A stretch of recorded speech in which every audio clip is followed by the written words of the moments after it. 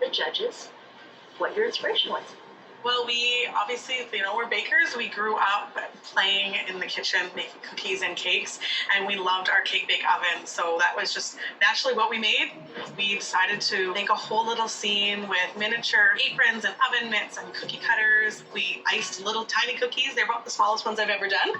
I love that you did all of these little tiny details. It's like a scavenger hunt for the eyes. I'm finding something new every time I look at it. It's really hard to do miniatures because you have to be very precise. I think you could have been a little bit more clean. Like I see some seams, some edges aren't really straight. This is my childhood dream come true. This would have been my dream childhood toy. But I would have liked to see a little more height on the cake. Maybe if the rolling pin had been a bit bigger and the whisk so that they could have stood up just a little bit. Melissa and Joyce. Hi. Why don't you share with the judges what you've made?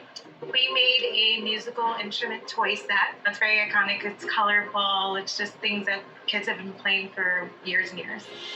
I love this theme. I just think it's such a classic toy. I also love the sort of primary colors because that really makes me think of children's toys as well. Thank you. I think the drum and the tambourine could have just been a little cleaner. You can see all of the seams.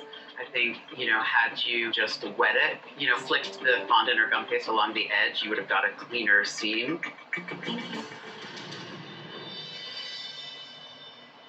Sharon and Matthew.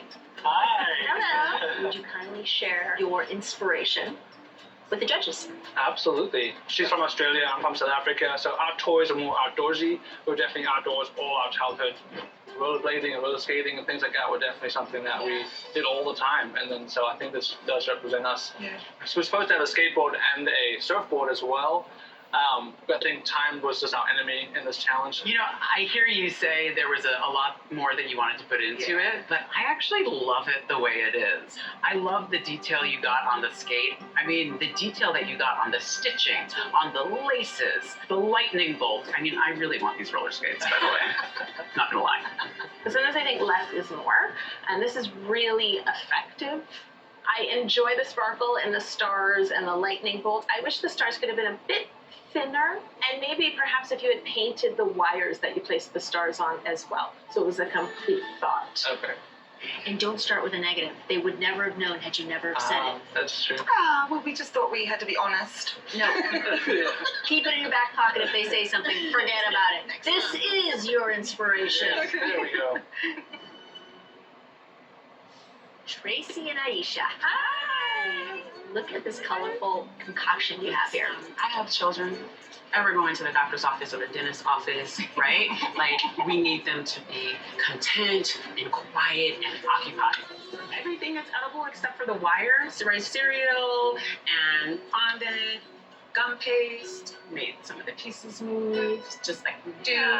You hit the nail on the head with this, with the doctor's office. I love what you did with the board, too. You really got the wood grain. But my favorite part of this is that it's interactive. Yeah. I mean, that's going beyond a normal cake topper. How often do you actually get to play with the cake? No, normally it's like, please do not touch the cake.